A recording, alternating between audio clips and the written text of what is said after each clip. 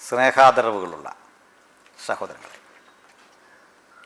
A Jabbar മാഷ് വിശുദ്ധ ബൈബിളിനെ വിമർശിക്കുന്നു എന്ന ഒരു പരിതസ്ഥിതി സംജാതമായിട്ടുണ്ട്. എ ജബ്ബാർ മാഷ് അടുത്ത കാലം വരെ ശക്തമായി ഖുർആനെ വിമർശിച്ചിരുന്നു.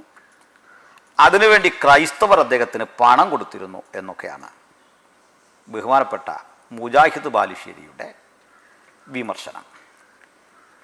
അടുത്തതായിട്ട് അദ്ദേഹം പറയുന്നത്, എ ജബ്ബാർ മാഷ് ഖുർആനെ വിമർശിക്കാൻ ക്രൈസ്തവർ പണം കൊടുത്തിരുന്ന കാലത്ത് ആ പണം കുറഞ്ഞു പോവുകയോ വരുമാനം ഇടിയുകയോ ചെയ്തപ്പോൾ അദ്ദേഹം കണക്ക് തീർക്കാൻ ബൈബിൾ എടുത്തിട്ട് അത് വിമർശിക്കുന്നു എന്നതാണ്.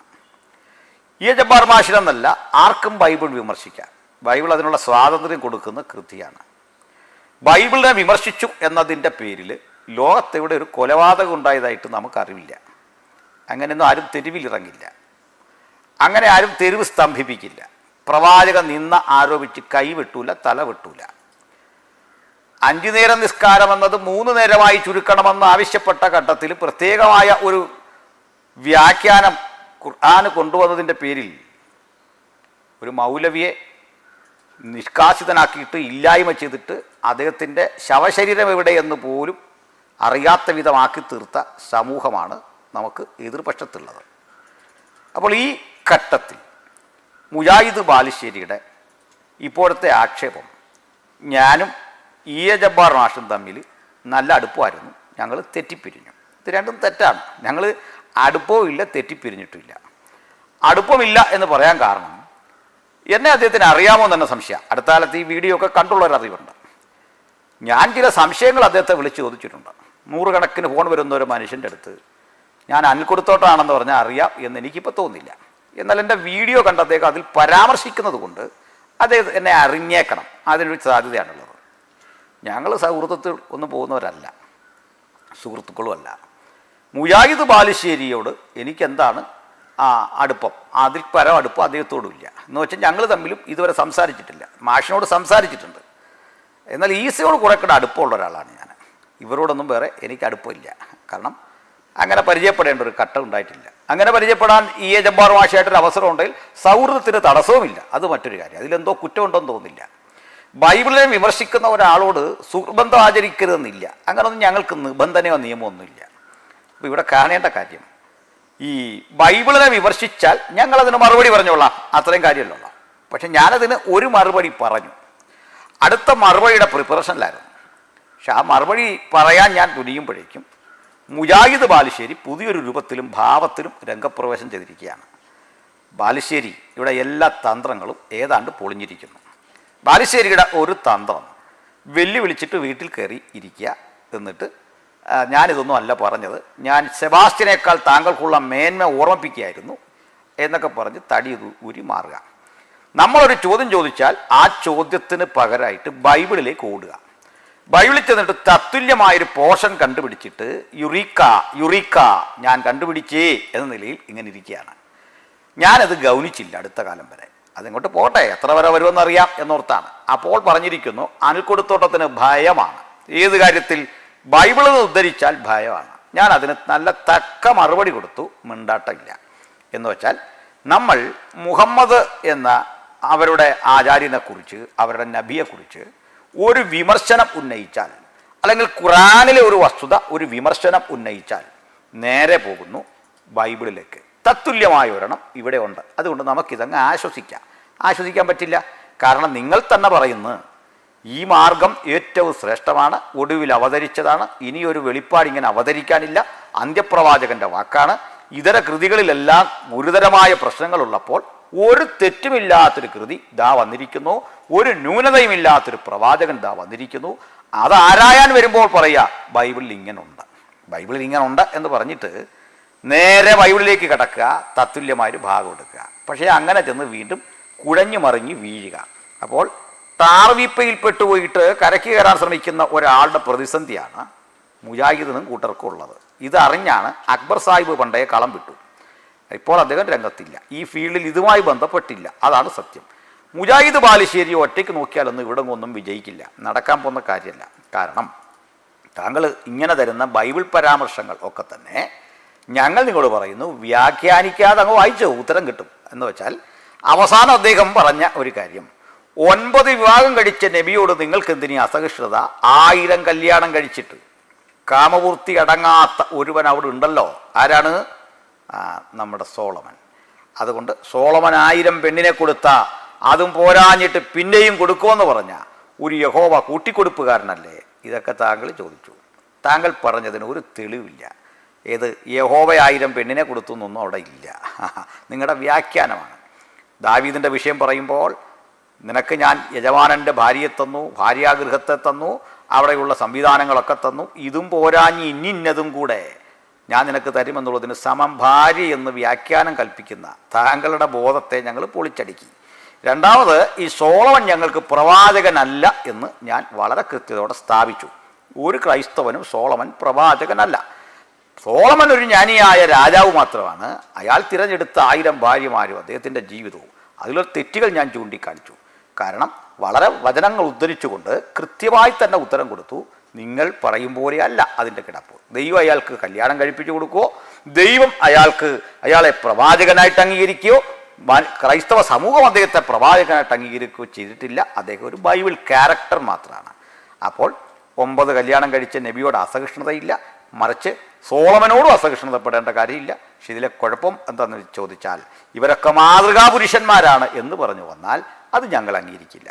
അതിലൊരു മാതൃകയും ഇവരിലൊന്നും ഇല്ല. ഇത് തന്നെയാണ് പറഞ്ഞത്. അത് സോളമനെ എടുത്താലും ഈ മുഹമ്മദിനെ എടുത്താലും തത്തുല്യമായ കഥാപാത്രങ്ങളാണ് എന്നാണ് ഞാൻ പറഞ്ഞു വെച്ചത്. പക്ഷേ സോളമന് കുറേ മേന്മയുണ്ട്. കാരണം ഈ കൊച്ചുകുട്ടികളെ എന്ന് അദ്ദേഹം വിവാഹം കഴിച്ചതായിട്ട് കാണുന്നില്ല. അതുവഴിയൊക്കെ പറഞ്ഞ് മുജാഹിദ് ബാലുശ്ശേരി ആകെ പരിങ്ങല്ലായി. ഒരു വിധത്തിലും രക്ഷയില്ല. ഒരു പിടിവള്ളി കിട്ടാൻ കാത്തിരിക്കെ ജബ്ബാറിൻ്റെ ബൈബിൾ വിമർശനം വന്നു. ആ ബൈബിൾ വിമർശനങ്ങൾ ഇങ്ങോട്ട് ഉദ്ധരിച്ചിട്ട് ഈ മനുഷ്യൻ വളരെ വികാരപരമായി, വളരെ കൺട്രോളെല്ലാം നഷ്ടപ്പെട്ടിട്ട് അദ്ദേഹത്തിൻ്റെ ശരീരഭാഷ കുറേ കൂടി വല്ലാത്തൊരു നിലയിലെത്തി. അപ്പോൾ നിങ്ങളതൊന്ന് കാണേണ്ടതാണ്. ഒരു മനുഷ്യൻ എത്രമാത്രം ഇങ്ങനെ ആയിത്തീരും എന്ന് നിങ്ങളൊന്ന് ചിന്തിച്ചാട്ടെ. അധമമായ ഒരു കാര്യം, അധമമായൊരു മനസ്സ് ജീവിതത്തിലുള്ള ഒരു വ്യക്തിക്ക് മാത്രമേ ഇത്തരത്തിൽ മാറാൻ പറ്റൂ. ഞാൻ വ്യക്തിപര ആക്ഷേപം ഉന്നയിക്കാൻ ഉദ്ദേശിക്കുന്നില്ല. കാരണം മുജാഹിദ് ബാലുശ്ശേരിയിൽ ഞാൻ മുഹമ്മദിനേക്കാൾ യോഗ്യതകൾ കാണുന്ന ഒരാളാണ് കേട്ടോ. അതുകൊണ്ടാണ് താരതമ്യേന താങ്കളിൽ ഒത്തിരി മൂല്യങ്ങൾ മുഹമ്മദിനെ അപേക്ഷിച്ചുണ്ട് എന്ന് കാണുന്ന ഒരാളാണ്. ലോകത്തിലെ മിക്ക മുസ്ലിങ്ങളിലും മുഹമ്മദിനേക്കാൾ എത്രയോ ശ്രേഷ്ഠരായ ആളുകളെ എനിക്ക് കാണാനായിട്ട് സാധിച്ചിട്ടുണ്ട്. താങ്കൾ പണ്ടൊരിക്കൽ പറഞ്ഞു, താങ്കൾ പ്രവാചകനിലും മഹാനാണെന്നൊക്കെ ചോദിച്ചു. തീർച്ചയായിട്ടും ഞാനത് വീണ്ടും ആവർത്തിക്കുന്നു. മുഹമ്മദിനേക്കാൾ എത്രയോ മൂല്യങ്ങൾ എൻ്റെ ജീവിതത്തിലുണ്ട്. എത്രയോ മൂല്യങ്ങൾ നമുക്കത് തന്നെ വേണേൽ ചർച്ച ചെയ്യാം. അനിൽക്കുടത്തോട്ടം വേഴ്സസ് മുഹമ്മദ് എന്ന് പറഞ്ഞ് വേണേൽ തന്നെ ചർച്ച ചെയ്യാം. ഒരു പ്രശ്നവും ഇല്ല. അത് അഹങ്കാരമല്ല, അത് വസ്തുതയാണ്. നമുക്ക് ചർച്ച ചെയ്യാം. ഒരു പ്രശ്നവും അതിനകത്തില്ല. അപ്പോൾ ഇവിടെ മുഹമ്മദ് എന്ന മനുഷ്യനെക്കുറിച്ചുള്ള നമ്മുടെ ഇത്തരം നിരീക്ഷണങ്ങൾ മുജാഹിദ് ബാലുശ്ശേരിയെ കൊണ്ടെത്തിച്ച ഒരപകടമുണ്ട്. ബാലുശ്ശേരി ഞങ്ങളായിട്ടൊന്നും ഇത് തുടങ്ങിയതല്ല. നിങ്ങൾ തുടങ്ങി വെച്ചത് ഞങ്ങൾ പൂർത്തീകരിച്ച് തിരിച്ചു തരുന്നു. ഞങ്ങൾ വ്യക്തമായി റെഫറൻസ് ഉദ്ധരിച്ച്, തെളിവുകൾ ഉദ്ധരിച്ച് കൃത്യം അങ്ങോട്ട് തരിക. നിങ്ങൾ അതിനകത്ത് നിന്ന് പോയിട്ട് ബൈബിളിൽ ചെന്ന് ജാമ്യം എടുക്കാൻ നോക്കുന്നു. എങ്ങും ജാമ്യം കിട്ടുന്നില്ല. ഈ ജാമ്യമില്ലാ വകുപ്പനുസരിച്ച് ഒരു കുറ്റം ചെയ്തിട്ട് ഈ മനുഷ്യൻ ലോകത്തോടെ ചെന്നാലും അപ്പോഴേ കോടതി പറയും, പോയി പോലീസിന് കീഴടങ്ങാൻ പറയും. അപ്പം നിങ്ങളുടെ മുമ്പിൽ ഇനി അതേ വഴിയുള്ളൂ. മനസ്സിലായോ? അപ്പോൾ ഇദ്ദേഹം കഴിഞ്ഞ ദിവസം പറയുന്ന ഒരു കാര്യം, ഈ വിഷയങ്ങളെല്ലാം വിട്ടു, ഞങ്ങൾ തമ്മിലുള്ള സകല ചർച്ചകളും വിട്ടു, അദ്ദേഹം ഇപ്പോൾ എത്തിയിരിക്കുന്നത് ഒന്ന് സംവാദത്തിനില്ല എന്ന് മാന്യമായി തുറന്നു പറഞ്ഞു. നല്ല കാര്യം. രണ്ടാമത്തെ കാര്യം, മുഹമ്മദിന് തുല്യമായിട്ടുള്ള പ്രശ്നങ്ങൾ ബൈബിളിലുണ്ടെന്ന് തെളിയിക്കാൻ ശ്രമിച്ചു. അതങ്ങ് പൊളിച്ചു കൊടുത്തു. പിന്നെ ആ വഴി പോകുന്നില്ല. ഞാൻ ചോദിച്ച പല ചോദ്യങ്ങൾക്കും ഉത്തരം സ്വന്തം നിലയിൽ പറയാൻ തനിക്ക് ത്രാണിയില്ലെന്ന് പരോക്ഷമായി സമ്മതിച്ചു. പല ആവർത്തി ഇത്തരത്തിൽ തൻ്റെ സ്വയപരാജയം തൻ്റെ ശരീരഭാഷയിലൂടെ അദ്ദേഹം വ്യക്തമാക്കി. ബാലുശ്ശേരിയുടെ പഴയ പ്രസംഗങ്ങളിലെ ശരീരഭാഷയും എനിക്ക് മറുപടി തരുന്ന ഇപ്പോഴത്തെ രീതിയും നിങ്ങൾ തന്നെ തുലനം ചെയ്യുക, എൻ്റെ മുസ്ലിം സുഹൃത്തുക്കൾ തുലനം ചെയ്യുക. ഒടുവിൽ എല്ലാം തീർന്നപ്പോൾ ഇത്തരം ചർച്ചകളിലൊന്നും ഒരിക്കലും വരേണ്ടതില്ലാത്ത എൻ്റെ മക്കളെ പരാമർശിക്കുകയാണ് ബാലുശ്ശേരി. ബാലുശ്ശേരിയുടെ ഈ പരാമർശം നിങ്ങളൊന്ന് കണ്ടു നോക്ക്. അതിലെനിക്ക് അദ്ദേഹത്തിൽ നിന്ന് ഒരു മോശം തോന്നുന്നില്ല. ഒരു മുഹമ്മദ് അനുഗാമിയിൽ നിന്ന് ഇതിൽ പരം ഞങ്ങളൊന്നും പ്രതീക്ഷിക്കുന്നില്ല. ഒന്നുകൂടി പറയാം, ഇപ്പോഴാണ് അദ്ദേഹം ഒരു ശരി മുസ്ലിമായി മാറിയത്. അല്ലെങ്കിൽ മുഹമ്മദിൻ്റെ ശരിയായ ഒരു അനുഗാമിയായി അദ്ദേഹം ഉയരാൻ ശ്രമിക്കുന്ന ഒരു രംഗം നമുക്ക് ഒന്ന് കണ്ടുകളയാം. ഖുർആനെ വിമർശിച്ച് ജബ്ബാർ മാഷ് 10-40 കൊല്ലം അരങ്ങ് തകർത്തപ്പോൾ ഇങ്ങനെയാക്കി ഒരുതിയവര്, സപ്പോർട്ട് നൽകിയവര്, ലൈക്ക് അടിച്ചവര്, കിട്ടിയാൽ ജബ്ബാർ മാഷെ ചുംബിച്ചവര്, അനിൽക്കൊടിത്തോട്ടത്തിന് ഒരു മോളുണ്ടായിരുന്ന ജബ്ബാറിന് കെട്ടിച്ചു കൊടുക്കുകയായിരുന്നു ജനുവരി 9 ശേഷം. പിന്നെ വേറെ ആളും ജനുവരി 9 ശേഷം ഒരു പെങ്ങളുണ്ടായിരുന്നെങ്കിൽ നിങ്ങൾക്ക് എന്നെ കെട്ടിച്ചേരും എന്നുള്ള സ്റ്റൈലിൽ സെബാസ്റ്റ്യൻ ഇപ്പൊ എന്താ അറിയോ, ജബ്ബാർ മാഷ് എവിടെ കിട്ടു ഓടിച്ചിട്ട് തല്ലിക്കൊല്ല എന്നാ. ക്രിസ്ത്യാനികൾ കേസ് കൊടുത്തിട്ടായിരുന്നു ജബ്ബാർ ഇതുവരെ പറഞ്ഞത് ബൈബിൾ തൊടാതിരുന്നത്. ആ പൈസ കിട്ടാതായപ്പോഴാണോ ജബ്ബാർ ബൈബിളിന്റെ നേരെ തിരിഞ്ഞ്? അങ്ങനെ ഉണ്ടാവുമല്ലോ, ചില കമ്പനി ശമ്പളം കൊടുക്കാതാവുമ്പോൾ കമ്പനിക്കെതിരെ സമരം ചെയ്യുക. നിങ്ങൾ ഇതുവരെ കൊടുത്ത തുക കുറഞ്ഞു പോയതിന്റെ പേരിലാണോ ജബ്ബാർ നിങ്ങൾക്കെതിരെ തിരിഞ്ഞത്? ഇദ്ദേഹം എന്താ ഇവിടെ പറയുന്നത്? ഞാനും ജബ്ബാർ മാഷും ഭയങ്കര ഹൃദയത്തിൽ ഇഴയടുപ്പമായിരുന്നു. ജബ്ബാർ മാഷിന് ക്രൈസ്തവർ കാശ് കൊടുത്തുകൊണ്ടിരുന്നു. പിന്നെ ഇങ്ങോട്ട് വന്ന് പറയുന്നത് എന്താ, ജബ്ബാർ മാഷിനോടുള്ള എൻ്റെ സ്നേഹം നിമിത്തം എൻ്റെ മകളെ ഞാൻ ജബ്ബാർ മാഷിന് കെട്ടിച്ചു കൊടുക്കുമായിരുന്നു. ആ കാലത്ത് പ്രിയ സെബാസ്റ്റ്യൻ ഒരു പെങ്ങളുണ്ടായിരുന്നെങ്കിൽ സെബാസ്റ്റ്യൻ ഇദ്ദേഹത്തിന് പെങ്ങളെ വിവാഹം കഴിപ്പിച്ചു കൊടുക്കുമായിരുന്നു. എത്ര ആവേശത്തോടാണ് ഇദ്ദേഹം ഇത് പറയുന്നത്. ഇദ്ദേഹം ഇത് പറയുന്നതിൽ അത്ഭുതമില്ല. അതൊരു ഇസ്ലാമിക സംസ്കാരം അങ്ങനെയാണ്.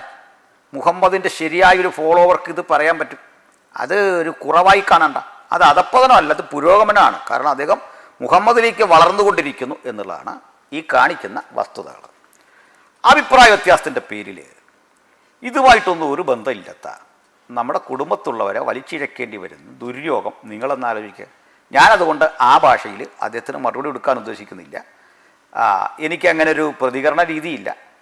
നിങ്ങൾക്ക് ഇത്തരത്തിൽ ഞാൻ പ്രതികരിക്കുന്ന ഒരു കാര്യം ചിന്തിക്കാനാവില്ല. Because I am a Christian. എനിക്ക് യേശു കർത്താവ് പഠിപ്പിച്ച, അപ്പോസ്തലൻ പഠിപ്പിച്ച മൂല്യങ്ങളോളം നിൽക്കണം. അതാണ് ഒരു കാരണം. രണ്ട്, നമുക്ക് ഈ രീതിയിലൊക്കെ പ്രതികരിക്കാതിരിക്കാൻ ക്രൈസ്തവൻ പോലും ആകണമെന്നില്ല, സാധാരണ മനുഷ്യനായാൽ മതി. കാരണം നിങ്ങൾ സംവാദത്തിലും ചർച്ചകളിലും ഏറ്റ കനത്ത തിരിച്ചടി. അതിനൊരു കാര്യം കൂടി പറയാം. ഇദ്ദേഹം ഇത് സംബന്ധിച്ചൊരു വീഡിയോ ഇടും, അതിൻ്റെ 2 ഇരട്ടി ആളുകൾ നമ്മളുടെ ഒരു വീഡിയോ കണ്ടിരിക്കും. അന്ന് നിങ്ങൾ മനസ്സിലായിട്ടുണ്ടല്ലോ. തന്നെയല്ല, ബാലുശ്ശേരിയുടെ വീഡിയോ മനുഷ്യൻ കാണാൻ തുടങ്ങി എന്നാണെന്നൂടെ പഠിക്കുക. റേറ്റിംഗ് ഒക്കെ നിങ്ങൾ നോക്കണം, ഞാനത് കൃത്യം നോക്കും. എന്നിട്ട് നമ്മുടെ എത്രയോ താഴെയാണ് അദ്ദേഹത്തിന് ആളുകൾ വന്ന് വീഡിയോ കാണാൻ തുടങ്ങുന്നത് കൂടി കൊടുക്കുക. അപ്പോൾ ഇവിടെ ബാലുശ്ശേരി പറയുന്ന ഈ പരാമർശം നിങ്ങൾ ശ്രദ്ധിച്ച് കേൾക്കേണ്ടതാണ്. സെബാസ്റ്റ്യൻ ഒരു സഹോദരി ഉണ്ടായിരുന്നെങ്കിൽ അത് ജബ്ബാർ മാഷിന് അദ്ദേഹം വിവാഹം കഴിപ്പിച്ചു കൊടുക്കുമായിരുന്നു. അത്ര സ്നേഹമായിരുന്നു അവർ തമ്മിൽ. എൻ്റെ മകളെ ഞാൻ ജബ്ബാർ മാഷിന് വിവാഹം കഴിപ്പിച്ചു. ജബ്ബാർ മാഷിൻ്റെ പ്രായം എത്രയാണ്?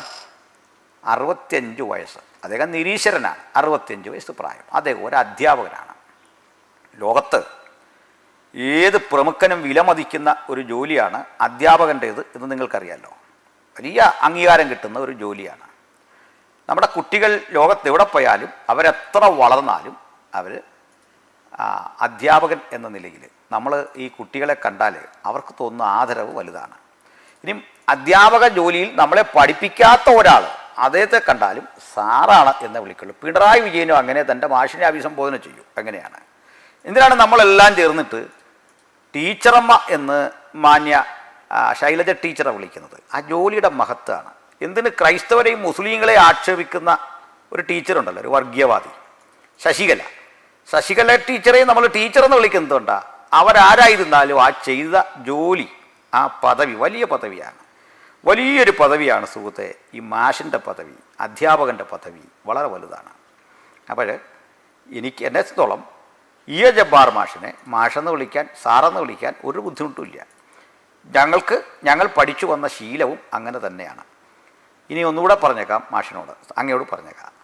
65 വയസ്സുള്ള ഒരു മനുഷ്യനെ കൊണ്ട് 20 വയസ്സ് പ്രായം കഷ്ടിയുള്ള എൻ്റെ മകളെ ചേർത്ത് അങ്ങ് ഒരു വിവാഹ നിശ്ചയം നടത്തുക. നിങ്ങളൊന്ന് ആലോചിച്ച്. ഞാൻ മനസ്സിലാക്കുന്നതോളം സെബാസ്റ്റ്യന് 40 വയസ്സ് താഴെയാണ് പ്രായം. ഇയാളുടെ സഹോദരിക്കും ഏതാണ്ട് സഹോദരി ഉണ്ടോ എന്ന് എനിക്കറിയില്ല. ഉണ്ടെങ്കിൽ ഒരു സഹോദരിയെ സംഘം ഒരു 35 വയസ്സിൽ കൂടുതൽ കാണാൻ സാധ്യതയില്ല, അങ്ങേറ്റം പോയി ഇളയതാണെങ്കിൽ. ആ പെൺകുട്ടി ഇവർ തങ്ങളിൽ കുറഞ്ഞതൊരു 35 വയസ്സ് വ്യത്യാസമില്ലേ, 30 വയസ്സൊക്കെ വ്യത്യാസമില്ലേ? നിങ്ങൾ ഏത് ലോകത്താണ് മാഷേ? നിങ്ങൾ ഇങ്ങനെ അതപ്പതിച്ചു എന്നൊരു പദം ഞാൻ പറയാൻ ഉദ്ദേശിക്കുന്നില്ല. നിങ്ങൾ എന്താണ് ഇങ്ങനെ ആയിത്തീരുന്നത്? നിങ്ങളുടെ കുഴപ്പമില്ല. നിങ്ങൾ പഠിക്കുന്ന ആ കിതാബിൽ അടിഞ്ഞുകൂടിയിരിക്കുന്ന മാലിന്യം, ലോകത്തെ സകല മാലിന്യങ്ങളും വന്നടിയുന്ന, അത് ഡംപ് ചെയ്യാൻ പറ്റിയൊരിടമായിട്ട് നിങ്ങളുടെ മനസ്സ് വന്ന് മാറുന്നതിൻ്റെ പിന്നിലെ കാരണം ഗുരുവിനോളം ആകുന്നത് ശിഷ്യന് മതി. നമ്മുടെ മലയാളത്തിലൊരു പഴമൊഴിയുണ്ട്, കൊമ്പൻ പോകുന്നത് മോഴയ്ക്ക് പെരുവഴി. നിങ്ങളുടെ കൊമ്പൻ പോയ വഴിയെ പോകാൻ താങ്കൾ ശ്രമിക്കുന്നു എന്നാണ് ഈ പരാമർശം കാണിക്കുന്നത്. അതുകൊണ്ട് ഞാൻ താങ്കളെ വ്യക്തിപരമായിട്ട് വിമർശിക്കാൻ ഉദ്ദേശിക്കുന്നില്ല. ആശയപരമായ ഞാൻ പറയും. താങ്കൾ പറഞ്ഞ അങ്ങയുടെ സകല വീഡിയോകളിലും ഞാൻ എന്തോ വല്ലാത്തൊരു മനുഷ്യനാണ്, ഇപ്പോൾ പറഞ്ഞു വരുന്നതനുസരിച്ച് ലോകത്തിൽ ഏറ്റവും വലിയ മോശക്കാരൻ അന്നിക്കുടത്തോട്ടാണെന്നാണ് താങ്കൾ പറഞ്ഞു വരുന്നത്. എനിക്കതിൽ കുഴപ്പമൊന്നുമില്ല. അപ്പോൾ താങ്കൾ എങ്ങനെ ചിന്തിച്ചാലും ഞാൻ അതിനെക്കുറിച്ച് വയലൻ്റ് ആകുന്ന ആളോ ആകുലപ്പെടുന്ന ആളോ ഒന്നുമല്ല അതിനകത്ത്. അതുകൊണ്ട് പക്ഷേ എനിക്ക് പറയാനുള്ളത് ഞാൻ പറയും, അത് പറയാതെ പോകില്ല ഈ ലോകത്തുനിന്ന്. അപ്പോൾ നമുക്കതുകൊണ്ട് ഇദ്ദേഹം എന്താ ഇങ്ങനെ പറയാൻ കാരണമായി തീർന്നത് എന്നറിയാൻ ഇദ്ദേഹത്തിൻ്റെ ആചാര്യനെ, ഇദ്ദേഹത്തിൻ്റെ ഗുരുവിനെ പഠിച്ചാൽ മതി. നീ ആരെന്നറിയാൻ നിൻ്റെ സ്നേഹിതൻ ആരെന്നറിഞ്ഞാൽ മതി എന്നൊരു പഴമൊഴി ഉണ്ടല്ലോ. അപ്പോൾ അദ്ദേഹത്തിൻ്റെ മനസ്സിൻ്റെ മാണിക്യ കൊട്ടാരത്തിലെ ചക്രവർത്തിയാണ് ഈ മനുഷ്യനെ ഇതുപോലെ ആക്കിയത്. ഇത് മറ്റാർക്കും ഭവിക്കാതിരിക്കാൻ വേണ്ടിയാണ് ഞാനിത് നിങ്ങൾ പറയാനായിട്ട് ആഗ്രഹിക്കുന്നത്. എന്താണ് ഇദ്ദേഹം ഇങ്ങനെ പറയാൻ കാരണം? ഞാൻ കൃത്യമായിട്ടുള്ള ഒരു റെഫറൻസ് നിങ്ങൾക്ക് തരാം, നിങ്ങൾ പരിശോധിച്ചോളണം. ഇബ്നു ഇസഹാക്ക് 2:79. ഇബ്നു ഇസഹാക്ക് സുഹൈലി 2:79. സംഭവം വിശദീകരിക്കാൻ പോവുകയാണ്. അബ്ബാസിൻ്റെ പുത്രി ആയിരുന്ന ഉമ്മു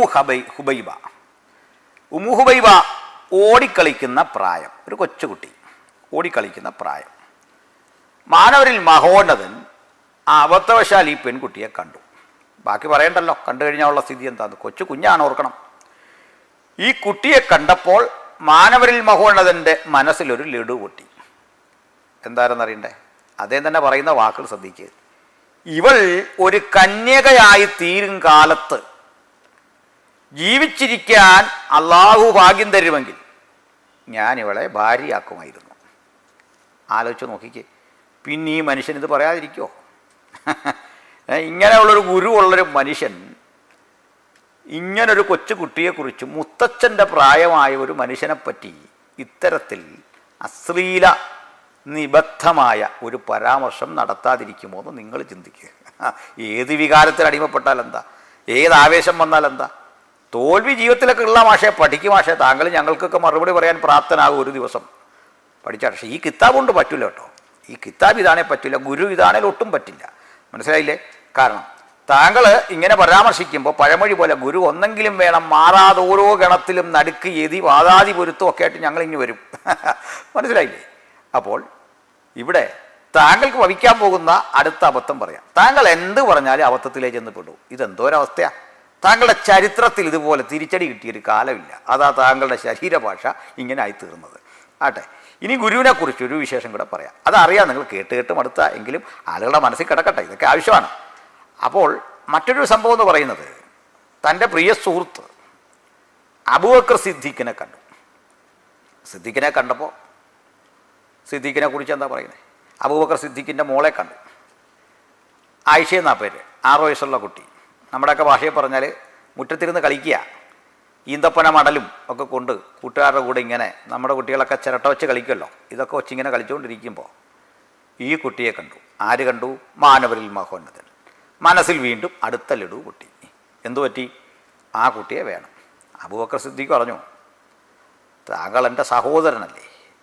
അതേപോലെ സഹോദരനൊക്കെയാണ്, പക്ഷേ ഇക്കാര്യത്തിൽ അള്ളാഹുവിങ്കൽ നിന്ന് യാതൊരു പ്രശ്നമില്ല. അള്ളാഹു പെർമിറ്റ് തന്നു, ഞാനെടുത്ത.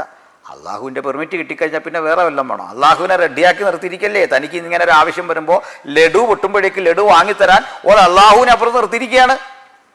അപ്പോൾ അള്ളാഹുവിൻ്റെ കിതാബ് ഇറങ്ങി.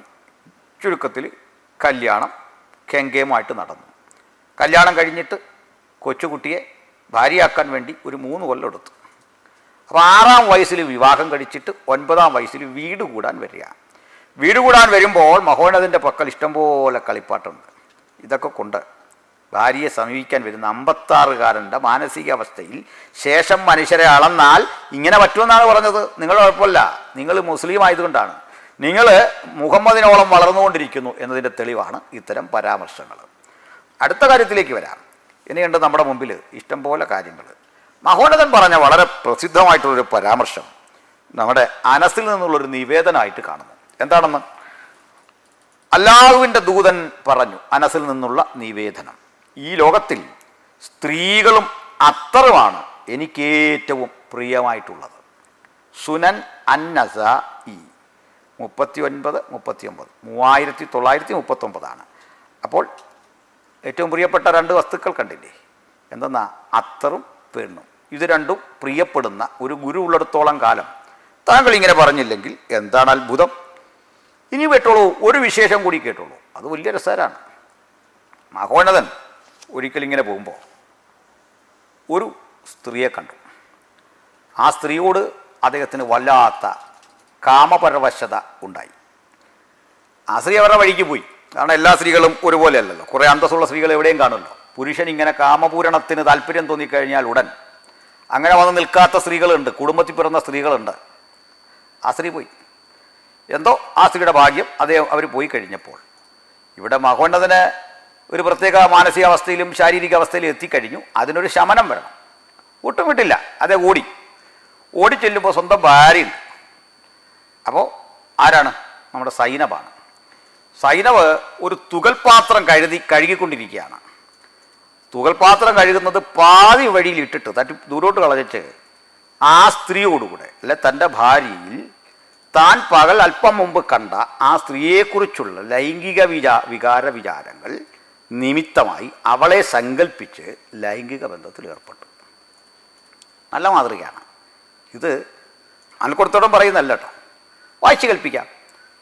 ജാബീറിൽ നിന്നുള്ള നിവേദനം. റസൂൽ ഒരു സ്ത്രീയെ കാണാനിടയായി.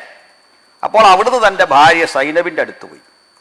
അവർ അവരുടെ തോൽപാത്രം കഴുകിയായിരുന്നു. അങ്ങനെ നബി ആവശ്യം നിർവഹിച്ചതിന് ശേഷം സഹാബിമാരിലേക്ക് വന്ന് ഇപ്രകാരം പറഞ്ഞു. അപ്പോൾ സഹാബിമാർ അവിടെ നിൽക്കുകയാണ്. അവരിലേക്ക് വന്ന് ഇപ്രകാരം പറഞ്ഞു: തീർച്ചയായും സ്ത്രീ പിശാചിൻ്റെ രൂപത്തിൽ വരികയും പിശാചിൻ്റെ രൂപത്തിൽ പോവുകയും ചെയ്യും. അങ്ങനെ ഒരു സ്ത്രീയെ വല്ലവനും കണ്ടാൽ അവൻ തൻ്റെ ഭാര്യയെ പ്രാപിക്കട്ടെ, അതവൻ്റെ മനസ്സിലുള്ളതിനെ ശമിപ്പിക്കും. ഭയങ്കര ഐഡിയ ആണ് മാഷേ. സാഹിഹ് മുസ്ലിം വാല്യം 2 ഭാഗം 16 ഹദീസ് നമ്പർ 9. അപ്പോൾ നിങ്ങൾക്ക് ഏകദേശം കാര്യങ്ങൾ ഇവിടെ കിട്ടുന്നുണ്ടല്ലോ. ഇങ്ങനൊരു മനുഷ്യനാണ് തൻ്റെ മാണിക്യ കൊട്ടാരത്തിലെ ചക്രവർത്തി എന്ന് അഭിമാനപുരസരം പറയുന്ന ഈ സുഹൃത്ത് ഇങ്ങനെ വ്യാഖ്യാനിച്ചില്ലെങ്കിൽ, ഇങ്ങനെ പറഞ്ഞില്ലെങ്കിൽ എന്താണ് അതിലുള്ള അത്ഭുതവും നിങ്ങളൊന്ന് ആലോചിച്ച്. ഇനിയുണ്ട് ഒത്തിരി കാര്യങ്ങൾ, നബിവചനങ്ങൾ ഒത്തിരിയുണ്ട്. ഈ ഖുർആൻ പോലെ തന്നെ ഹദീസുകൾ പരതിയാൽ മതി. നമ്മൾ മണിക്കൂറുകൾ ഇരുന്ന് വിവരമുള്ളവൻ ചിരിക്കുന്ന ഏർപ്പാടുകൾ ഇതിൽ ചെയ്തു വെച്ചിട്ടുണ്ട്. ഇനി രസകരമായിട്ടുള്ള ഒരു കാര്യം, അതും കേൾക്കേണ്ടതാണ്. മഹോന്നതൻ്റെ ഒരു പഠിപ്പിക്കൽ നമുക്കൊന്ന് നോക്കിക്കളയാം. അത് ആയിഷയിൽ നിന്നുള്ള നിവേദനം. സുഹൈലിൻ്റെ മകൾ സഹ്ല ഒരിക്കൽ നബിയുടെ അരികിൽ വന്നു. അള്ളാഹുവിൻ്റെ റസൂലെ, സലീം എൻ്റെ അടുത്ത് പ്രവേശിക്കുന്നതിൽ അബൂഹുദൈദയുടെ മുഖത്ത് വെറുപ്പുള്ളതായി തോന്നുന്നു. ഈ രംഗം എന്താണെന്ന് വെച്ചാൽ, ഈ അബൂഹുദൈദയുടെ ഭാര്യയാണ് ഇവിടെ പറയുന്ന സുഹൈലിൻ്റെ മകൾ സഹ്ല. ഈ സഹ്ലയ്ക്ക് ഒരു അടിമ പയ്യനുണ്ടായിരുന്നു ആ വീട്ടിൽ. അവൻ്റെ പേര് സലീം എന്നായിരുന്നു. അപ്പോൾ സലീം എന്ന് പറയുന്ന ഈ പയ്യൻ പ്രായമായ ഈ പയ്യൻ്റെ അടുത്ത്, ഇത് കൊച്ചു പെണ്ണല്ലേ, വീട്ടിൽ വളരുന്ന ഒരു കുട്ടിയാണല്ലോ മറ്റേ അപ്പുറത്തുള്ള ഈ സലീം എന്ന് പറയുന്നത്, കൂടെ അവിടെ തന്നെ ഉള്ള ആളാണ്. അപ്പോൾ ഇവർ തമ്മിൽ ഒന്നിച്ചിരിക്കുന്നതും സംസാരിക്കുന്നതുമൊക്കെ അവരുടെ ഭർത്താവിന് ഇഷ്ടമായില്ല, അബൂഹുദൈദയ്ക്ക് ഇഷ്ടമായില്ല. അയാളൊരു വെറുപ്പ് മുഖത്ത് പ്രകടിപ്പിച്ചു. അപ്പോൾ ഇതേ കാര്യം ഇവൾ വന്ന് പറഞ്ഞപ്പോൾ സംഭവിച്ചത് കേൾക്ക്. ഈ വെറുപ്പ് തോന്നുന്നു. ആർക്ക്? ഭർത്താവിന് സംശയം ജനിക്കുന്നു, ഒരു ഇറിറ്റേഷൻ. കാരണം ഈ പയ്യന് പ്രായമായി, യുവാവായി. ആ യുവാവിൻ്റെ അടുത്ത് പോയിട്ട് തൻ്റെ ഭാര്യ ഇരിക്കുന്നു. സ്വാഭാവികമായിട്ട് ഒരാൾക്ക് വെറുപ്പ് തോന്നി. അതിൽ നമുക്ക് അതിര് കവിഞ്ഞ അദ്ദേഹത്തെ വിമർശിക്കാനൊന്നും പറ്റില്ല. അവർ തെറ്റുകാരിയാണെന്നും നമുക്ക് അഭിപ്രായമില്ല. അപ്പോൾ ഇതൊന്ന് പരിഹരിക്കണം. അപ്പോൾ തിരുനബി പറഞ്ഞു, അയാൾക്ക് നീ മുലപ്പാൽ കൊടുക്കുക. ആർക്ക്? ഈ സലീമിന് മുലപ്പാൽ കൊടുക്കുക. എന്തിനാണെന്ന് ഓർത്തോ മുലപ്പാൽ കൊടുക്കുന്നത്? അവൾ ചോദിച്ചു, അയാൾ വലിയ മനുഷ്യനല്ലേ, എങ്ങനെയാ ഞാൻ മുലപ്പാൽ കൊടുക്കും? അപ്പോൾ ഒരു കഷ്ടമാണ്. അപ്പോൾ നബി പുഞ്ചിരിച്ചുകൊണ്ട് പറഞ്ഞു, അയാൾ വലിയ മനുഷ്യനാണെന്ന് എനിക്കും അറിയാം. അതായത് സാഹോദര്യത്തിൻ്റെ ഭാഗമായിട്ട് മുലപ്പാൽ കൊടുത്താൽ ഒരാൾ സഹോദരനായിട്ട് മാറും എന്ന ഒരു ചിന്തയാണ് മുമ്പോട്ട് വെക്കുന്നത്. പക്ഷെ ഇയാൾ വലിയ മനുഷ്യനാണ്. ഞാനിത് ഉദ്ധരിക്കുന്നത് സ്വഹീഹ് മുസ്ലിം വാല്യം 2 ഭാഗം 17 ഹദീസ് നമ്പർ 26. ഇതേ വിഷയം ആയിഷയ്ക്ക് സംഭവിച്ചപ്പോൾ നബി പ്ലേറ്റ് തിരിച്ചു വെച്ചു. കാരണം ആയിഷ തൻ്റെ ഭാര്യയാണ്. അത് കേട്ടോളൂ, മസ്റുഖ് നിവേദനം. ആയിഷ പറഞ്ഞതായി അദ്ദേഹം പറഞ്ഞു, റസൂൽ എൻ്റെ അടുത്ത് കടന്നു വന്നു. എൻ്റെ അരികെ ഒരാൾ ഇരിക്കുന്നുണ്ടായിരുന്നു. അത് നബിക്ക് അതിയായ പ്രയാസം ഉണ്ടാക്കി. എന്നാൽ ഇത് പ്രായമുള്ള വൃദ്ധനാണ്, ഈ പെൺകുട്ടി തീരെ കുഞ്ഞാണ്, തീരെ കുട്ടിയാണ്. അപ്പോൾ അവളുടെ അടുത്ത് സ്വാഭാവികമായിട്ട് ഒരു ചെറുപ്പക്കാരൻ വന്നിരുന്നു, വർത്തമാനം പറയുന്നു. നമുക്ക് അവരെ സംശയിക്കുന്നു വേണ്ട, അതൊന്നും ശരിയല്ലല്ലോ, നമുക്ക് ഇല്ലാത്ത കാര്യം പറയാൻ പാടില്ല. നബിയുടെ മുഖത്ത് ഞാൻ കോപം കണ്ടു. പക്ഷേ നബിക്ക് ഭയങ്കര സംശയമായിരുന്നു അതിന് മുമ്പും പിന്നെയും. ആയിഷയെ സംശയിച്ച ഒത്തിരി ഭാഗമുണ്ട്. അപ്പോൾ സംശയാലുവായ നബി കോപം ഇങ്ങനെ പ്രകടിപ്പിച്ചു. അപ്പോൾ നബിയോട് തിരിച്ച് ഈ കോപം ശമിപ്പിക്കാൻ വേണ്ടി ആയിഷ പറഞ്ഞു, അള്ളാഹുവിൻ്റെ ദൂതരെ, നിശ്ചയം ഇദ്ദേഹം മുലകുടി ബന്ധത്തിൽ എൻ്റെ സഹോദരനാകും. അതായത് ആയിഷ ഈ പയ്യൻ ഇയാൾക്ക് മുല കൊടുത്തിട്ടുണ്ട്. അപ്പോൾ ഇവിടെ മനസ്സിലാക്കേണ്ട ഒരു വസ്തുത, ഈ മുല കൊടുത്ത സഹോദരൻ സംശയിക്കുക കൂടി ചെയ്യാണ്.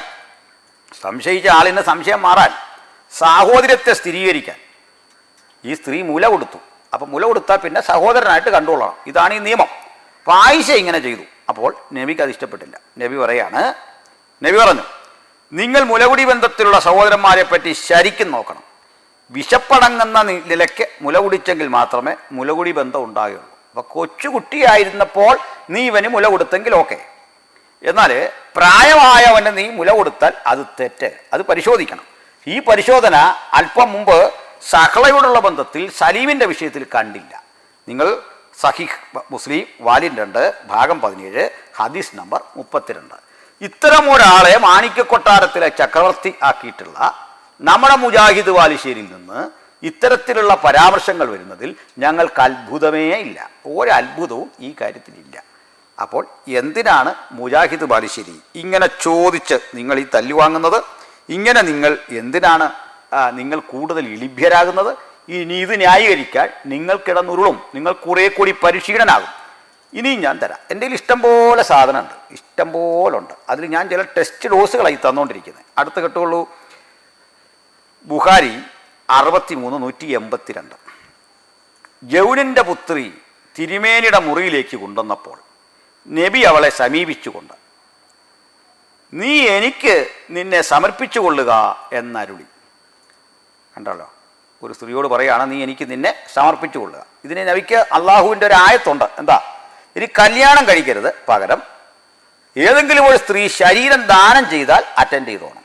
ഇനി നിനക്ക് കൗതുകം തോന്നിച്ചാലും, കൗതുകം തോന്നുക സ്വാഭാവികമാണ്, കാരണം അപ്പുറത്തേക്ക് നാളിൻ്റെ സ്വഭാവം അറിയാമല്ലോ. അപ്പോൾ കൊച്ചുകുട്ടിയെ കണ്ടപ്പോൾ കൗതുകം തോന്നിയ നിനക്ക് ഇനിമേൽ ആരോടും ഇങ്ങനെ കൗതുകം തോന്നിയാലും കല്യാണം അനുവദനീയമല്ല. മറിച്ച് അവർ ശരീരം സമർപ്പിക്കാൻ വേണ്ടി വന്നാൽ പിന്നെ നീ വേണ്ടെന്ന് പറയണ്ട. ശരീരം സമർപ്പിക്കാൻ വെച്ചാൽ മഹർ വാങ്ങാതെയുള്ള ആ സംഗമമാണ് ഉദ്ദേശിക്കുന്നത്. അതിന് വന്നാൽ നിനക്ക് യാതൊരു കുറ്റവും ഇല്ല, നിനക്കങ്ങനെ ആകാം എന്നാണ് പറയുന്നത്. അപ്പോൾ എന്താ പറഞ്ഞിട്ടോ, അവൾ ഉടനെ ചോദിച്ചു, ജൗരിൻ്റെ പുത്രിയെ തിരുമേനിയുടെ മുറിയിലേക്ക് കൊണ്ടുവന്നപ്പോൾ നബി അവളെ സമീപിച്ചുകൊണ്ട്, നീ നിന്നെ എനിക്ക് സമർപ്പിച്ചു കൊള്ളുക എന്നരുളി. അപ്പോൾ അവൾ പറഞ്ഞു, ഒരു രാജകുമാരി അവളെ ഒരു തെരുവ് ദണ്ഡിക്ക് സമർപ്പിക്കുമോ? ഈ വാക്ക് കേട്ടോണം. ഇവർ പറയുന്നതനുസരിച്ച് നബി ലോക സുന്ദരനാണ്, ലോകത്ത് ഇതുപോലൊരാൾ വന്നിട്ടില്ല, നൂർ മുഹമ്മദ്, അള്ളാഹുവിൻ്റെ തേജസ് എടുത്ത് അങ്ങനെ ഇൻബിൽറ്റ് ചെയ്ത് വെച്ചിരിക്കുന്ന ഒരു ബോഡിയാണ് എന്നൊക്കെയാണ് പറഞ്ഞു. പക്ഷേ ഈ സഹോദരി പറയുന്നത്, ഒരു തെരുവ് ദണ്ഡിക്ക് ഒരു രാജകുമാരി അവളെ സമർപ്പിക്കയോ? മനസ്സിലായോ? അവൾ ചോദിച്ചു. ഉടനെ തിരുമേനി അവളെ പിടിക്കാനായി കൈകൾ നീട്ടി. നിങ്ങൾ കണ്ടല്ലോ, ഞങ്ങൾ ആരും പറയുന്നതല്ല മാഷേ, ഇത് സ്വഹീഹായ ഹദീസുകളിൽ നിന്ന് ഞങ്ങൾ ഉദ്ധരിക്കുന്നതാണ്. ബുഖാരി 63:182. അപ്പോൾ നിങ്ങളിൽ നിന്ന് രക്ഷ പ്രാപിക്കാനായി ഞാൻ അള്ളാഹുവിനെ അഭയം പ്രാപിക്കുന്നു എന്ന് നിലവിളിച്ചു. ബലാൽക്കാരേണ തൻ്റെ അടുക്കിലേക്ക് വരുന്ന മുഹമ്മദിൽ നിന്ന് രക്ഷപ്പെടാൻ അവൾ അലറിക്കരഞ്ഞ് പ്രാർത്ഥിച്ചപ്പോൾ കളം മാറി എന്ന് തിരിച്ചറിഞ്ഞ മുഹമ്മദ് പറയാണ്, തീർച്ചയായും അഭയം പ്രാപിക്കേണ്ട സ്ഥാനത്ത് തന്നെയാണ് നീ അഭയം പ്രാപിച്ചത് എന്ന് പറഞ്ഞുകൊണ്ട് തിരുമേനി അവളെ വിട്ടയച്ചു. നല്ല കാര്യം അല്ല, മോശമായിട്ട് ഞാൻ പറഞ്ഞല്ല, അത്രയും വിട്ടുവീഴ്ച തോന്നിയല്ലോ, അത് നല്ല കാര്യമാണ്. അല്ല, ഞാൻ ഈ കാര്യത്തിൽ അദ്ദേഹത്തെ വിമർശിക്കല്ല, പക്ഷേ ആ മനോഗതം ഒന്ന് ബോധ്യപ്പെടുത്താൻ വേണ്ടിയാണ്. അപ്പോൾ ഈ സ്ത്രീ അള്ളാഹുവിൽ അഭയം പ്രാപിച്ചപ്പോൾ നമ്മുടെ പൗലൂസ് കോടതി വെച്ച് പറഞ്ഞില്ലേ, ഞാൻ കൈസറെ അഭയം പ്രാപിക്കുന്നു എന്ന് പറയുന്ന ഒരു രംഗമുണ്ടല്ലോ. അപ്പോഴേ അപ്പീലിന് കേസ് മാറ്റിവെച്ചു എന്ന് പറഞ്ഞ പോലെ ഈ പെൺകുട്ടി അള്ളാഹുവിൽ അഭയം പ്രാപിക്കുന്നു എന്ന് പറഞ്ഞപ്പോൾ പിടിക്കാൻ നീട്ടിയ കൈകൾ പിൻവലിച്ചു പറഞ്ഞു, നീ ചെയ്തത് തെറ്റല്ല, കാരണം അഭയം പ്രാപിക്കേണ്ട സ്ഥാനത്ത് തന്നെ നീ അഭയം പ്രാപിച്ചു. ഇങ്ങനെയുള്ള ഒരു ഗുരു, ഇങ്ങനെയുള്ള ഒരു മാർഗദർശി, ഇങ്ങനെയുള്ള ഒരു ചക്രവർത്തി അദ്ദേഹത്തെ ഹൃദയത്തിൽ ജീവിതത്തിൻ്റെ മാർഗദർശിയായി സ്വീകരിച്ച ഒരാളിൽ നിന്ന് ഇതിൽ പരം മാന്യത നമ്മൾ പ്രതീക്ഷിക്കാനായിട്ട് പാടില്ല. ഇതാണ് ഞങ്ങൾക്ക് ഇത്തരം വിഷയങ്ങളിൽ പറയാനുള്ളത്. ഒട്ടേറെ വസ്തുതകൾ ഇനിയുമുണ്ട്. ഞാൻ ഒന്ന് രണ്ട് കാര്യം കൂടി പറഞ്ഞ് നിർത്തിക്കൊള്ളാം.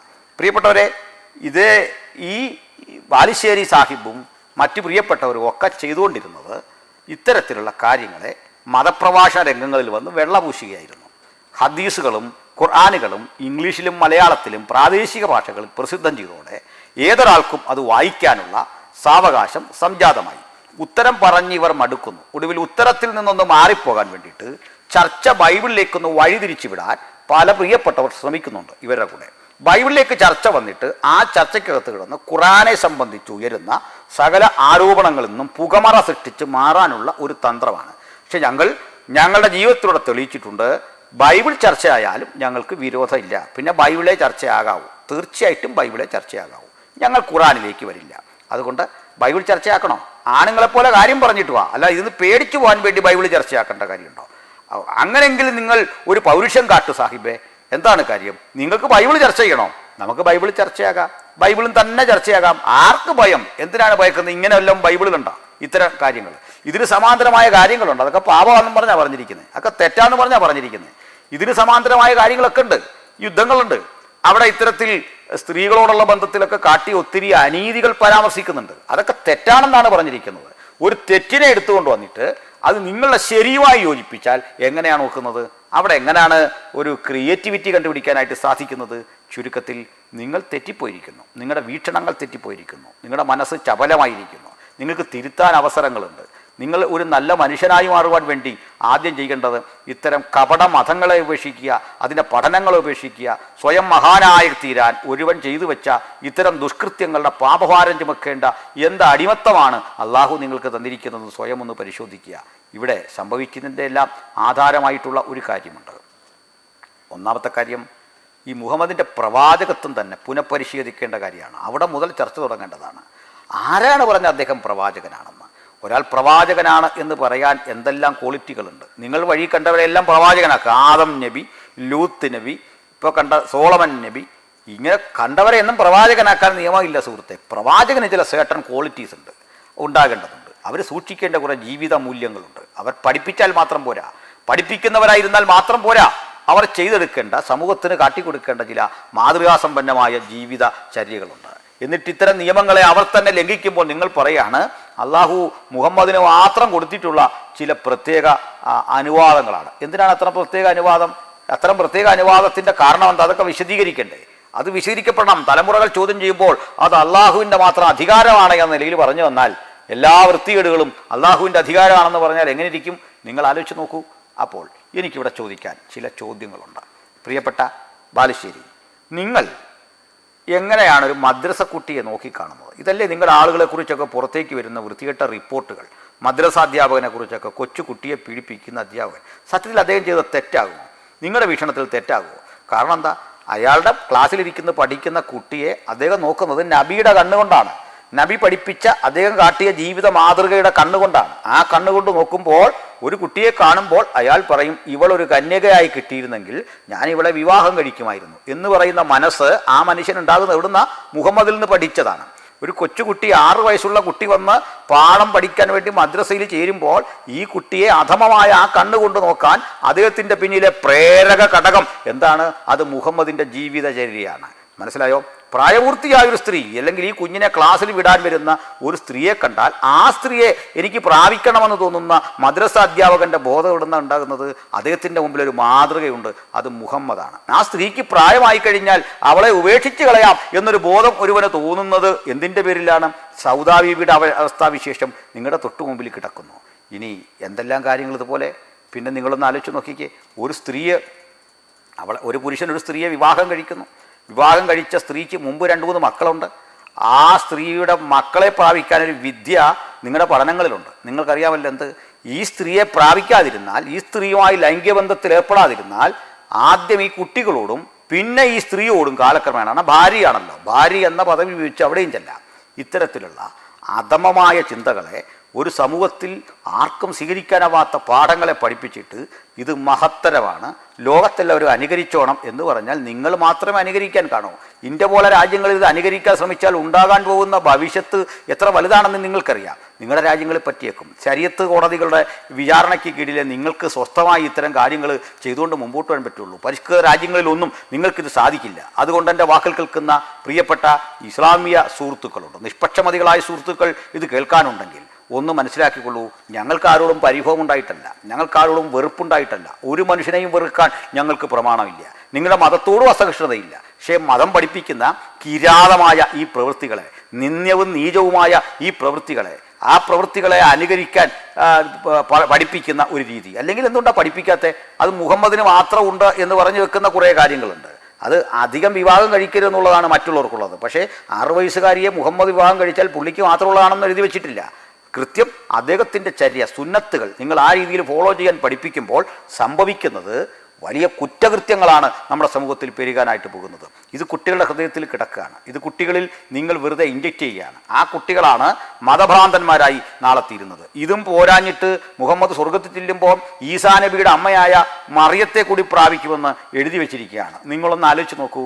ജീവിതത്തിൽ തീരാത്ത ലൈംഗിക ആസക്തികളുടെ, ഭോഗാസക്തികളുടെ ഒരു വലിയ തീഷ്ണത എന്ന് നിലനിൽക്കുന്ന ഒരു മനുഷ്യൻ, അദ്ദേഹം എന്താ ചെയ്തേക്കുന്നത്? അദ്ദേഹം ഒരു ഗോത്രദേവനെ തൻ്റെ ഇംഗിതങ്ങൾ നടപ്പിലാക്കാൻ വേണ്ടിയിട്ട് താൻ അടിമയാക്കി ആ ദേവനെ മാറ്റുന്ന കാഴ്ചയാണ് കണ്ടത്. എൻ്റെ സുഹൃത്തുക്കൾ തെറ്റിദ്ധരിക്കരുത്. മുഹമ്മദ് അള്ളാഹുവിൻ്റെ വിധേയനല്ല, അള്ളാഹു മുഹമ്മദിൻ്റെ വിധേയനായിട്ടാണ് ഖുർആൻ വായിക്കുന്ന ഏതൊരാൾക്കും കാണുന്നത്. സൗദ ബിവിക്ക് വിസർജനത്തിന് പുറത്തു പോകണം, അതിനുവേണ്ടി ആയത്തിറക്കുന്ന ഒരു അള്ളാഹു എന്ന് പറയുന്ന ഒരു കുടുംബ വേലക്കാരനായിട്ട് അധപ്പതിക്കുന്ന കാഴ്ച നമ്മൾ കാണുന്നുണ്ട്. പിന്നെയും നമ്മൾ കാണുന്നത് എന്താണ്? മുഹമ്മദിൻ്റെ വീട്ടിൽ വഴക്കുണ്ടാകുകയാണ്. 1 മാസത്തോളം ആയിഷ മിണ്ടാതിരിക്കുകയാണ്, ആയിഷയോട് മിണ്ടാതിരിക്കുകയാണ്, സംശയവഴക്കുണ്ടാകുകയാണ്. ആയിഷയോട് സംശയവഴക്കുണ്ടാക്കുന്ന മുഹമ്മദ് കുറേ കഴിഞ്ഞ് അവളോടുള്ള സ്നേഹം നിമിത്തം ഇതൊന്ന് പരിഹരിച്ചു പോകാൻ വേണ്ടി ഇത്തരം കഥകൾ പറഞ്ഞവർക്കെതിരെ തിരിയുകയാണ്. അത് കഥയോ സത്യമോ, ഒരു രാത്രി മറ്റൊരു പുരുഷനുമായിട്ട് ഒട്ടകപ്പുറത്ത് യാത്ര ചെയ്യേണ്ടി വരുന്ന ആയിഷയുടെ അവസ്ഥ, ഇങ്ങനെയുള്ള ഒത്തിരി കഥകൾ, പനി പിടിച്ചവൾ കിടക്കുന്ന സംഭവങ്ങൾ ഒക്കെ നമ്മൾ കാണുന്നുണ്ട്. അസ്വസ്ഥത നിറഞ്ഞ ഇത്തരം ജീവിതചര്യകളിലൂടെ തൻ്റെ മാത്രം സുഖത്തിന് വേണ്ടി, തൻ്റെ മാത്രം ഭോഗാസക്തിക്ക് വേണ്ടി, തൻ്റെ മാത്രം സ്ത്രീ തൽപരതയ്ക്ക് വേണ്ടി, പെണ്ണിനെയും അത്തറിനെയും ഇഷ്ടപ്പെട്ട ഒരു മനുഷ്യൻ്റെ ജീവിത സുഖലോലുപതയ്ക്ക് വേണ്ടി ആയത്തിറക്കി കൊടുക്കാൻ വെമ്പി നിൽക്കുന്ന, കാത്തു നിൽക്കുന്ന ഒരു അള്ളാഹു ദൈവമാകുമോ? എൻ്റെ പ്രിയപ്പെട്ട സുഹൃത്തെ, ബാലുശ്ശേരിയെപ്പോലുള്ള ആളുകൾ ഇത്തരത്തിലുള്ള കാര്യങ്ങൾ പറയുമ്പോൾ ഞങ്ങൾക്ക് സമൂഹത്തെ ഈ ദുഷ്കൃത്യങ്ങൾ പറഞ്ഞ് ബോധവൽക്കരിക്കാൻ കിട്ടുന്ന ഒരു നല്ല സമയമായിട്ട് ഞങ്ങൾ ഇതിനെ കാണുകയാണ്. തീർച്ചയായിട്ടും ബാലുശ്ശേരിമാർ ഇത്തരം കാര്യങ്ങളുമായിട്ട് വരണം, ഞങ്ങൾ നിങ്ങളോട് മറുപടി പറയും. പക്ഷേ ഒരു കാര്യം, താങ്കൾ ഉന്നയിച്ച ഈ വിഷയം താങ്കളുടെ തെറ്റായി ഞാൻ കാണുന്നില്ല. താങ്കൾ സെബാസ്റ്റ്യൻ്റെ പെങ്ങളെ കൊണ്ട് EA ജബ്ബാറിൻ്റെ മകളെ EA ജബ്ബാർ വിവാഹം കഴിപ്പിക്കുമായിരുന്നുവെന്നും, ഈ അനിൽ കുറുത്തോട്ടത്തിൻ്റെ മകളെ അന്നായിരുന്നെങ്കിൽ ജബ്ബാറിന് വിവാഹം കഴിപ്പിച്ചു കൊടുക്കുമായിരുന്നു എന്നൊക്കെ പറഞ്ഞതിൻ്റെ പിന്നിലെ വികാരം ഈ അധമമായ ബോധമല്ലാതെന്ത്? നിങ്ങൾ നബിയെ അനുകരിക്കാൻ ശ്രമിക്കുകയാണ്, നിങ്ങൾ നബിയെപ്പോലെ ആകാൻ ശ്രമിക്കുകയാണ്, ലോകത്തെ ആ വിധത്തിലാണ് എന്ന് വരുത്തി തീർക്കാൻ ശ്രമിക്കുകയാണ്. ലജ്ജയായതിൽ അങ്ങേക്ക് മാനം തോന്നുകയാണ്. അവിടെയാണ് ഞങ്ങൾ പ്രസംഗിക്കുന്ന സുവിശേഷത്തിൻ്റെ വ്യതിരിക്തത, അതിൻ്റെ സവിശേഷത. ഞങ്ങൾക്ക് അപ്പോസ്തലൻ പറഞ്ഞു തന്നു എന്താണ് ജീവിതം, ആരാണ് സ്ത്രീ, ആരാണ് പുരുഷൻ, പ്രായത്തിൽ മൂത്ത സ്ത്രീകളെ എങ്ങനെയാണ് കരുതേണ്ടത്, പ്രായത്തിൽ ഇളയ സ്ത്രീകളെ എങ്ങനെയാണ് കരുതേണ്ടത്, കൃത്യമായി തന്നെ പറഞ്ഞു തന്നു. അധ്യക്ഷൻ ഏകഭാര്യയുടെ ഭർത്താവായിരിക്കണം, മക്കളെ ദൈവിക അനുസരണത്തിൽ പോറ്റി പുലർത്തുന്നവനാകണം. കൃത്യമായി തന്നെ അതിൻ്റെ വ്യവസ്ഥാപിത രീതികൾ ഞങ്ങളെ വിശുദ്ധ ബൈബിൾ പഠിപ്പിച്ചു തന്നു. ആരാണ് ക്രിസ്തു, അവനിൽ അനുകരിക്കാൻ കൊള്ളാവുന്ന 1000 മാതൃകകൾ ഞങ്ങൾക്ക് കണ്ടെത്താനായിട്ട് സാധിച്ചു. പ്രിയപ്പെട്ടവരെ, ഈ ഘട്ടത്തിൽ ഞാനൊരു കാര്യം ചോദിക്കുകയാണ്. യേശുക്രിസ്തുവിനെക്കുറിച്ച് താങ്കൾക്ക് ഇങ്ങനെ ഒരു ആരോപണം ഉന്നയിക്കാൻ സാധിക്കുമോ? താങ്കൾ എപ്പോഴും പറയും ഞങ്ങൾ ആരും യേശുക്രിസ്തുവിനെക്കുറിച്ചൊരു മോശം പദം പറഞ്ഞില്ല. ഞങ്ങളും മോശമല്ല, ഞങ്ങൾ കിതാബുകൾ ഉദ്ധരിച്ച് പറയാം. മോശം എന്ന് പറഞ്ഞാൽ ഇല്ലാത്തതൊന്നും ഉണ്ടാക്കി പറയുമ്പോഴാണ് മോശമായി മാറുന്നത്. ഞങ്ങൾ എൻ്റെ പ്രസംഗത്തിൽ എവിടെങ്കിലും തെളിവില്ലാത്ത കാര്യം ഞാൻ സ്വഹീഹ് മുസ്ലിമിൽ നിന്നും, ബുഖാരിയിൽ നിന്നും, തിർമിദിയിൽ നിന്നും, ഇബ്നു മാജയിൽ നിന്നും, ഖുർആനിൽ നിന്നും, തബരിയിൽ നിന്നുമൊക്കെ ഉദ്ധരിച്ച വാചകങ്ങൾക്ക് കൃത്യമായ തെളിവുണ്ട്. സുഹൃത്തെ, നിങ്ങൾ തെളിവോടുകൂടി പറയൂ. യേശുവിനെക്കുറിച്ച് നിങ്ങൾക്കിങ്ങനെ ഒരു അപവാദം പറയാനില്ല. ഇല്ലാത്തവനെക്കുറിച്ച് നിങ്ങൾ പറഞ്ഞില്ലെന്ന് പറയുന്നതിൽ എന്താണ് അത്ഭുതമുള്ളത്? ഒരത്ഭുതമില്ല. കാരണം യേശുവിൻ്റെ ജീവിതം ഒരു തുറന്ന പുസ്തകമായിരുന്നു. ഇതിനാണ് യേശുവിന് ഏറ്റവും അധികം എതിരാളികളുള്ള ആ സ്ഥലത്ത് ചെന്നിട്ട് പരീശന്മാരും സദൂക്യരും ഒക്കെ നിൽക്കുന്ന ഇടത്ത് നിങ്ങളിൽ ആരെന്നെ പാപത്തെക്കുറിച്ച് ബോധ്യപ്പെടുത്തും? പറയൂ, എൻ്റെ കുറ്റകൃത്യങ്ങൾ പറയൂ, എന്നെക്കുറിച്ചുള്ള തെറ്റുകൾ നിങ്ങൾക്ക് തുറന്നു പറയാം എന്ന് പറഞ്ഞുകൊണ്ട് വെല്ലുവിളിച്ച ഒരു പരമഗുരു ഞങ്ങൾക്കുണ്ട്.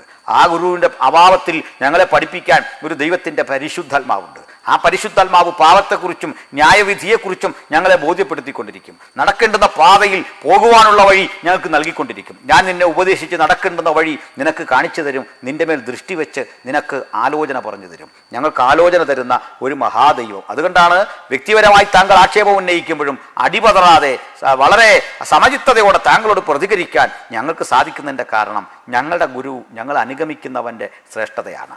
കുരിശെടുക്കേണ്ടി വരുമ്പോഴും സത്യത്തിന് വേണ്ടി നിൽക്കുന്ന, സത്യം ചെയ്തിട്ട് ഛേദം വന്നാലും മാറാത്തവൻ്റെ അനുഗാമികളാണ് ഞങ്ങൾ. അത് പറയുമ്പോൾ ഞങ്ങൾക്ക് 1000 നാവുകൾ ഉണ്ടാകുന്നത് അതുതന്നെയാണ്. താങ്കളെ ഞങ്ങൾ വിമർശിക്കുമ്പോൾ, നബിയെക്കുറിച്ച് വാക്കുകൾ ഉദ്ധരിച്ച് പറയുമ്പോൾ താങ്കളുടെ കണ്ടമിടുന്നത് എന്തേ? താങ്കളുടെ ആളുകൾ ഉച്ചത്തിൽ പറഞ്ഞുകൊണ്ടിരിക്കുന്നത് എന്തേ? അയ്യോ, ഞങ്ങളെ തെറി പറയരുതേ എന്ന് പറയേണ്ടി വരുന്നതിൻ്റെ സാഹചര്യം എന്തേ? തെറി ആരാണ് സുഹൃത്തെ പറഞ്ഞത്? ഞാൻ പറഞ്ഞ ഇത്രയും വാചകങ്ങളിൽ എവിടെയാണ് തെറിയുള്ളത്? പക്ഷേ ഞങ്ങൾ വിമർശിച്ചിട്ടുണ്ട്. ഈ ജീവിതം അധമമാണ് എന്ന് ഞങ്ങൾ കാലത്തോട് പറഞ്ഞുകൊണ്ടിരിക്കും. ഈ ജീവിതം പാപമാണ് എന്ന് ഞങ്ങൾ ലോകത്തോട് പറഞ്ഞുകൊണ്ടിരിക്കും. ഈ കാട്ടിയത് വ്യഭിചാരമാണ് എന്ന് ഞങ്ങൾ ലോകത്തോട് പറഞ്ഞുകൊണ്ടിരിക്കും. ഈ കാട്ടിയത് നീചകൃത്യമാണ് എന്ന് ഞങ്ങൾ പറഞ്ഞുകൊണ്ടിരിക്കും.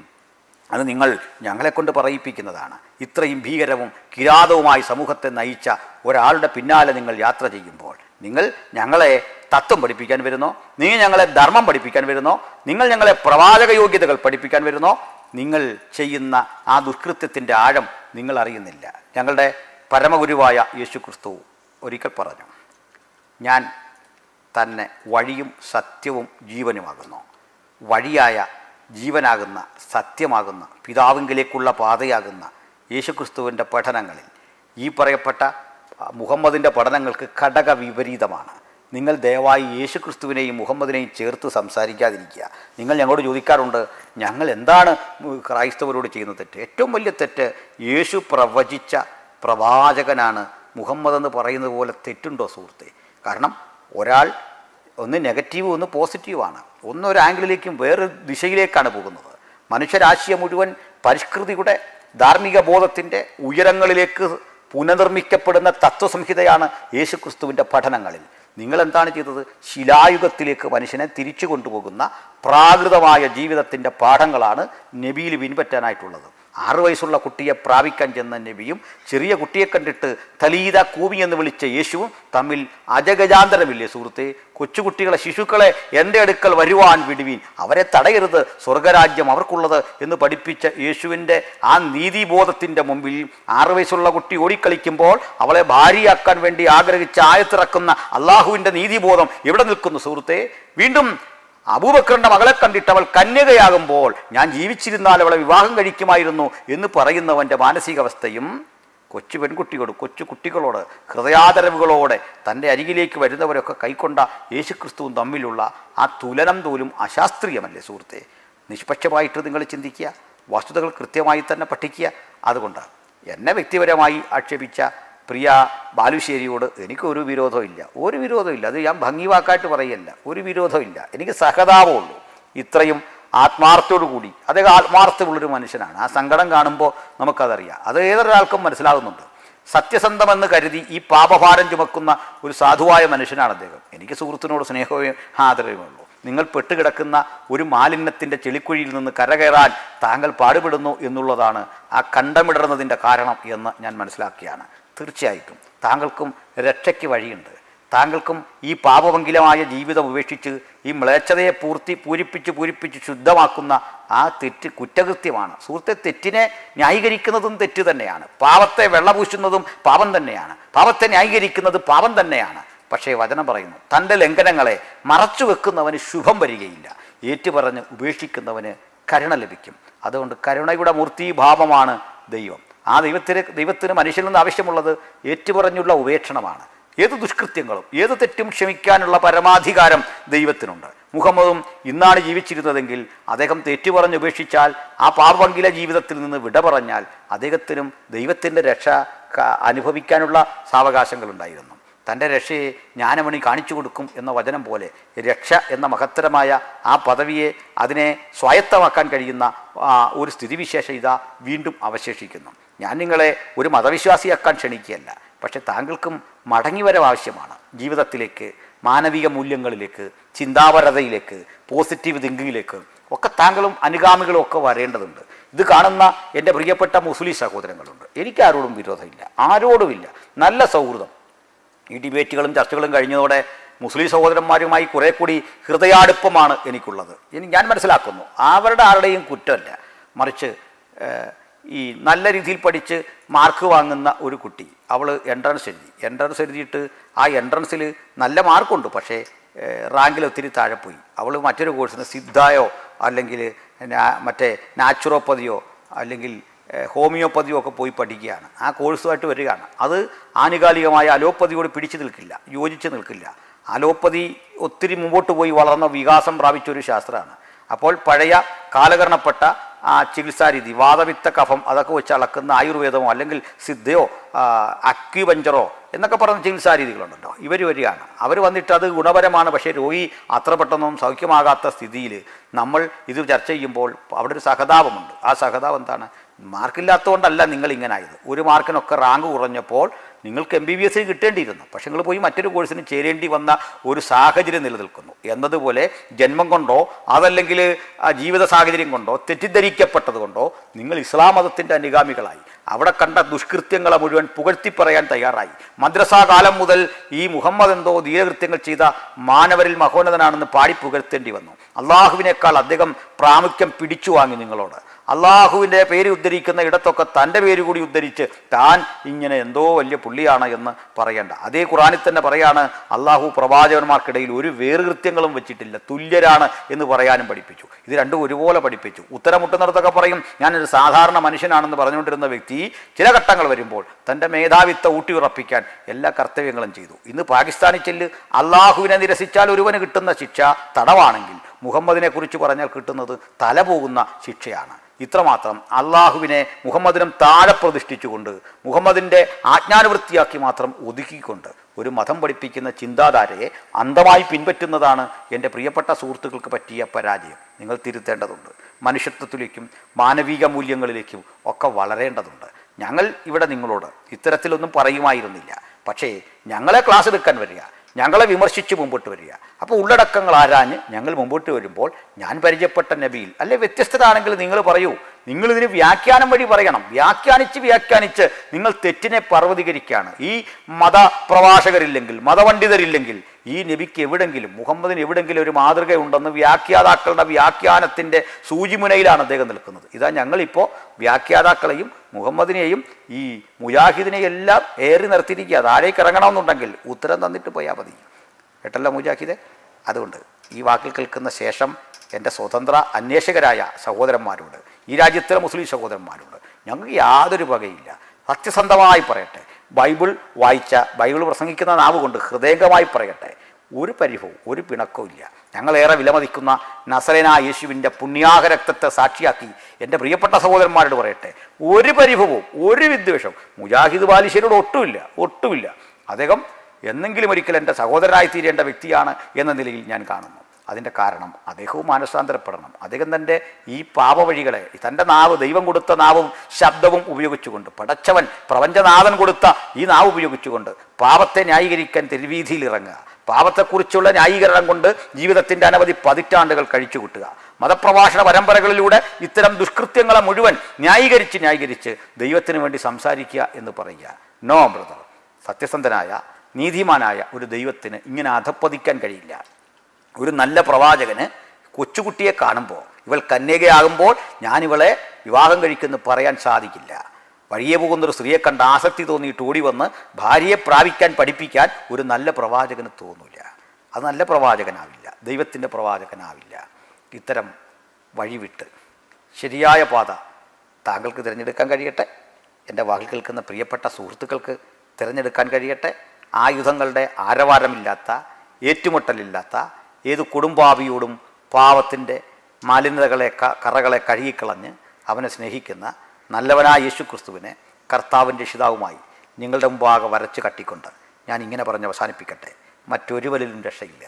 നാം രക്ഷിക്കപ്പെടുവാൻ ആകാശത്തിന് കീഴിൽ മനുഷ്യരുടെ ഇടയിൽ ദൈവം നൽകിയ ശാശ്വത നാമം കർത്താവായ യേശു ക്രിസ്തുവിൻ്റെതാണ്. ആ പവിത്ര നാമത്തോട് തുലനം ചെയ്യാൻ പാകത്തിനുള്ള ഒരു പേരും ഉലകം കണ്ടിട്ടില്ല. അതാണ് ചരിത്ര സത്യം. അവിടുത്തെ മാറിടത്തിൽ നമുക്കെന്നും അകൃത്യങ്ങളുടെ മോചനം എന്ന വീണ്ടെടുപ്പുണ്ട്. അവനിലല്ലോ ദൈവത്തിൻ്റെ സകല സമ്പൂർണതയും ദേഹരൂപമായി വസിക്കുന്നത്. ദൈവസമ്പൂർണതകൾ ദേഹരൂപമായി വസിക്കുന്ന ആ പുത്രനിൽ നമുക്ക് ശാശ്വത സമാധാനമുണ്ട്. അവിടുന്ന് നമുക്കായി ഒഴുക്കിയ പുണ്യാഹ രക്തം നമ്മുടെ പാപക്കറകളെ കഴുകുന്ന ദിവ്യ ഔഷധമാണ്.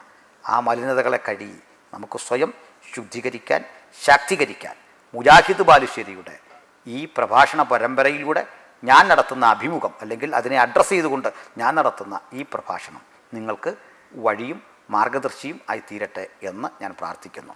ആ മാർഗദർശനത്തിന് ഇനിയും അമാന്തിക്കരുത്. ദൈവസാന്നിധ്യം, ദൈവകരുണ നിങ്ങളുടെ എല്ലാം ഇതേ ഉണ്ടാകട്ടെ എന്ന പ്രാർത്ഥനയിൽ ഞാൻ ഉപസംഹരിക്കുന്നു. ദൈവത്തിൻ്റെ നാമം മഹിമപ്പെടുമാറാകട്ടെ. ആമേൻ.